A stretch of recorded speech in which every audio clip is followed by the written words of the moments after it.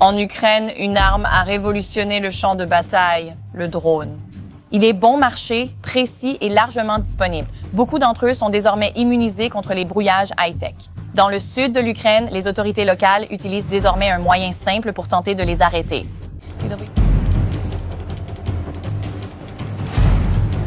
Observez bien ces images. C'est une ville en Ukraine, appelée Orehiv, à seulement quelques kilomètres des lignes russes. Avant la guerre, 14 000 personnes vivaient ici. Aujourd'hui, il n'en reste que quelques centaines.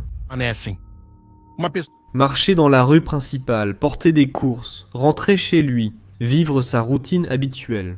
Mais lever les yeux, regarder ce qui recouvre toute la rue. Des réseaux, des centaines de mètres de réseaux tendus d'un bâtiment à l'autre, couvrant chaque rue, chaque intersection, chaque entrée.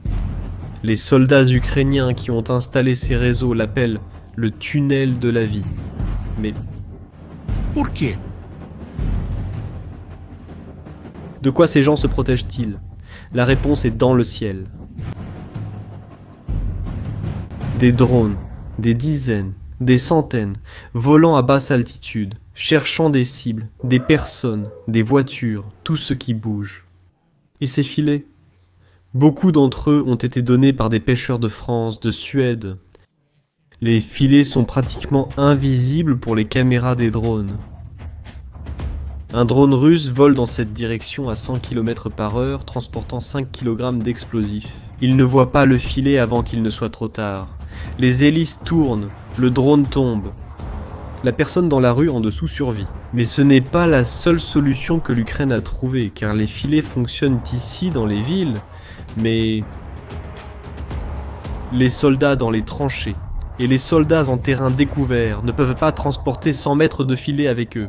Ils avaient besoin de quelque chose d'autre, quelque chose de portable, quelque chose qui fonctionne dans la dernière fraction de seconde. Et ils l'ont créé. Ce que vous êtes sur le point de découvrir va vous surprendre. Pour comprendre pourquoi l'Ukraine devait développer ces deux solutions, vous devez comprendre le grand problème auquel elle est confrontée. Nous étions en 2022. Le 24 février, la Russie envahit l'Ukraine. Utilise sa puissance et envahit l'Ukraine par terre, par air et par mer, et par plusieurs points frontaliers, y compris par son voisin, la Biélorussie.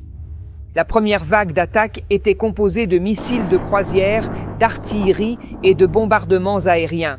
Il y a eu la destruction de dizaines de cibles militaires et des pertes civiles. Au début, personne ne s'attendait à ce que les drones dominent cette guerre. Bien sûr, il y avait des drones militaires, des drones de reconnaissance grands, coûteux, sophistiqués. Mais ce qui a tout changé, ce sont les drones First Person View. First Person View veut dire première personne. Ils sont petits, tiennent dans un sac à dos, sont bon marché, coûtent entre 500 et 1000 euros à construire. Certains coûtent d'eau même moins cher et ils sont mortels. Ils transportent dans First Person View entre 3 et 5 kg d'explosifs. Ils volent à plus de 100 km/h plus vite qu'une voiture sur la route. L'opérateur contrôle avec des lunettes, voyant exactement ce que le drone voit.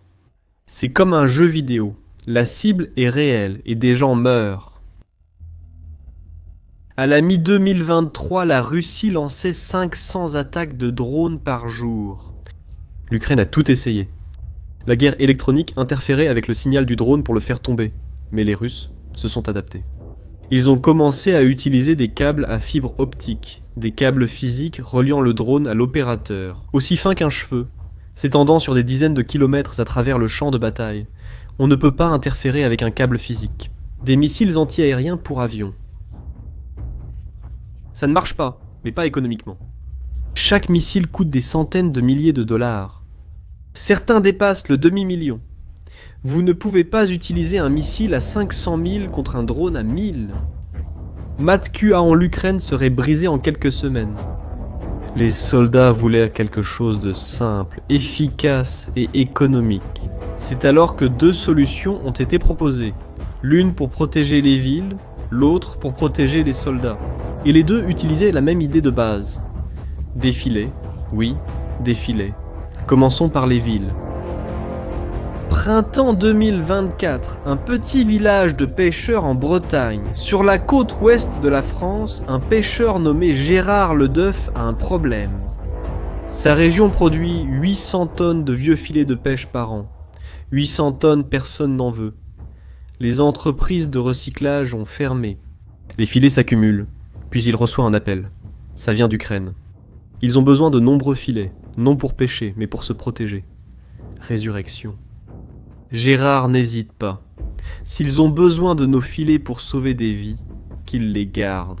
Remercier les personnes qui fabriquent les systèmes de défense aérienne et les gens ordinaires, mais avec une vision et une chaleur extraordinaires qui nous soutiennent tant, vous et les pêcheurs. Votre aide est vraiment précieuse. Industrie. Ce ne sont pas des filets ordinaires. Ce sont des filets en crin de cheval conçus pour la pêche à la baudroie en eau profonde. Construites pour résister à des poissons puissants, des poissons qui pèsent des dizaines de kilos et se battent avec une force brutale, des poissons qui frappent avec une force similaire à l'impact de drones. Les filets sont emballés, chargés dans des camions, et entament un voyage de 2300 km à travers la France, l'Allemagne, la Pologne, jusqu'à la frontière ukrainienne. La destination, Zaporizhia, Kherson. Kostiantynivka, Orikhiv, des villes sous attaque constante de drones. Et il n'y a pas que la France qui est entrée en jeu. La Suède a également envoyé des réseaux, tout comme le Danemark et les Pays-Bas. Également des centaines de tonnes d'équipements de pêche anciens, du matériel qui allait être jeté. À présent, parcourant l'Europe pour sauver des vies. En Suède, une organisation appelée Opération Changement a coordonné les dons. Le cofondateur Ludwig Ramstein raconte une histoire. Une qui montre pourquoi cela fonctionne. Une voiture avait été équipée de moustiquaires donnés. Les moustiquaires ont été placés à 1 mètre au-dessus de la voiture sur des barres métalliques, formant un bouclier. Quelques jours plus tard seulement, la voiture a été attaquée par un drone first-person view russe. Le drone a percuté les moustiquaires, a explosé, mais l'impact de l'explosion a été fortement réduit. Les personnes à l'intérieur de la voiture ont survécu. Sans les moustiquaires, ils seraient morts. À Orikhiv, des soldats ukrainiens travaillent sous des températures dépassant les 30 degrés, tendant ces moustiquaires au-dessus de rues entières, entre les bâtiments, au-dessus des places de marché, à l'entrée des hôpitaux.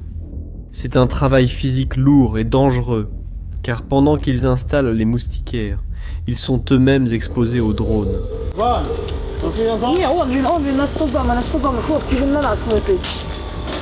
Kosovo, une vidéo a été filmée.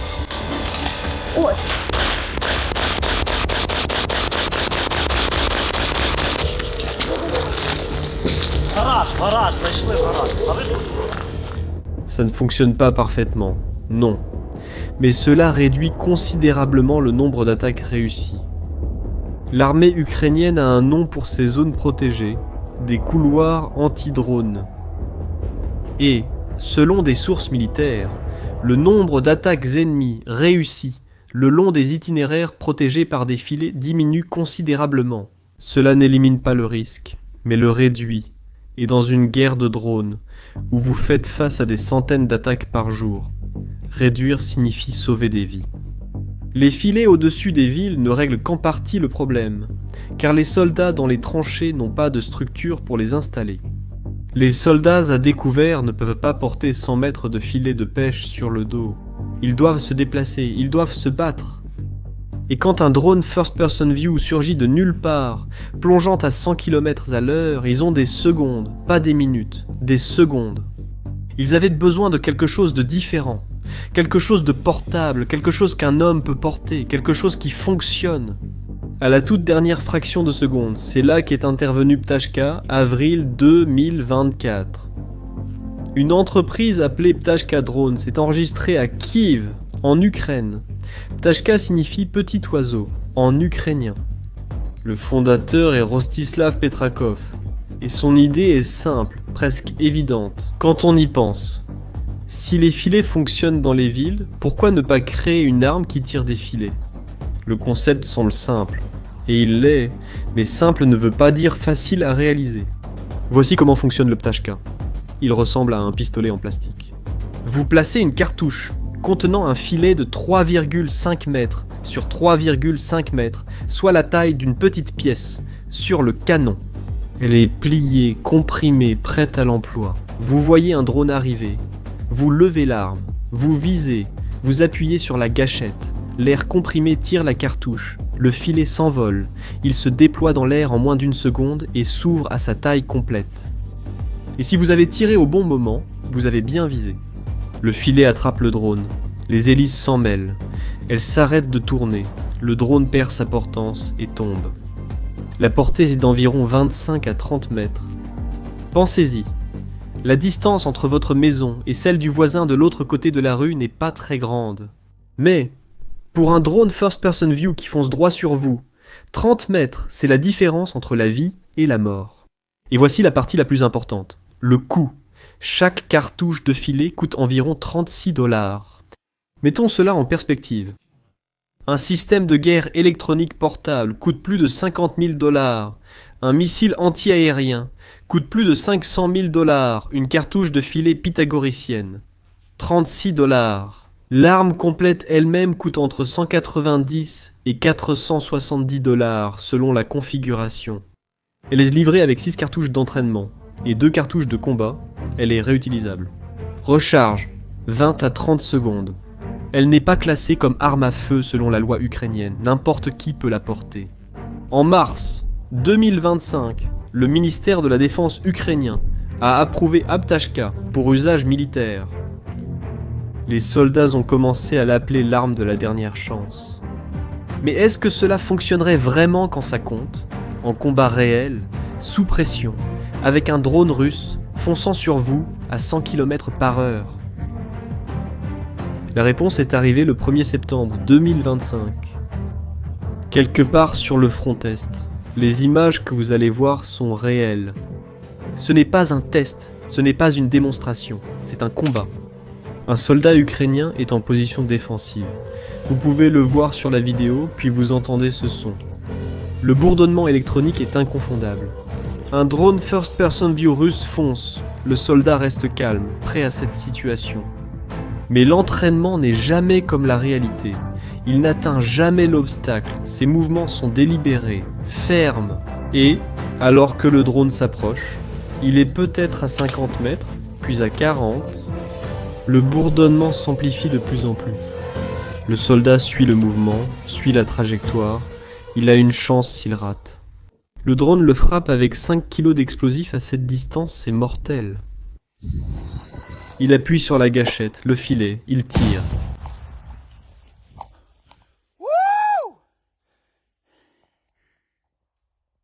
À 3 mètres et demi, le filet vole en direction du drone.